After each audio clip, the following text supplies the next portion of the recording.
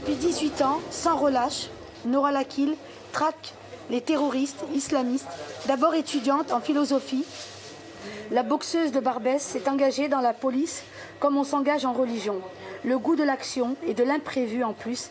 Très vite, elle est devenue la première femme à intégrer le groupe islamisme radical de la SORS, l'élite des renseignements généraux.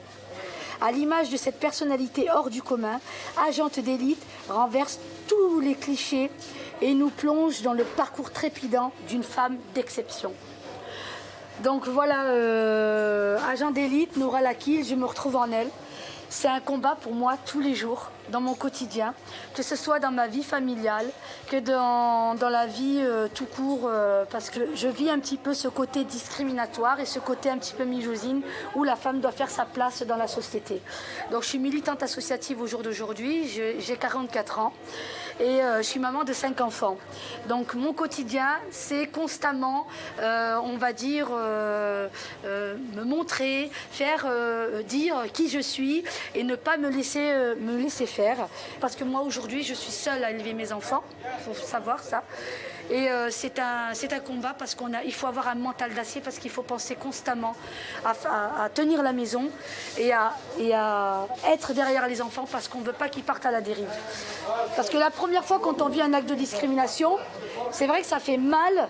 On se dit, waouh, j'ai senti que je dérange par rapport à ma connotation maghrébine, on n'a pas envie de moi, on ne regarde pas mes qualités. Donc sur le coup, quand on est assez jeune, ça a commencé à partir de 18 ans.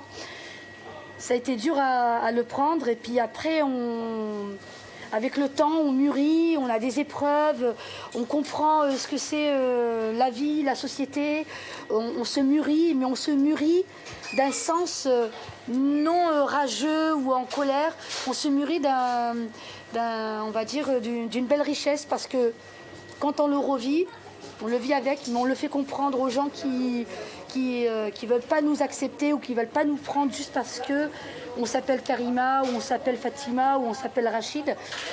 Et en fait, moi, aujourd'hui, ce que je veux faire comprendre, c'est que j'ai commencé de la politique et je suis sur le terrain associatif aussi. Et en fait, sur le milieu politique, je vis la même chose que je vis dans le quotidien.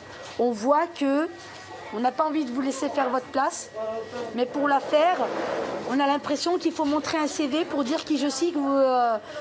Ils ont ce manque de confiance en fait en nous-mêmes. Et quelque part, j'ai envie de leur dire,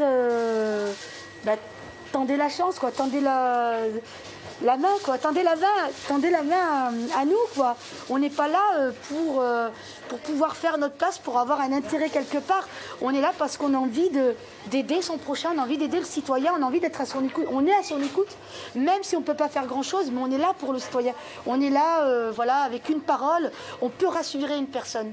Même si on vit des épreuves qui ne sont pas faciles, il faut toujours se relever parce que il y a toujours des événements ou des personnes qu'on rencontrera dans notre vie qui nous ouvriront les portes ou qui nous donnera encore plus de richesse dans notre cœur, quoi, voilà.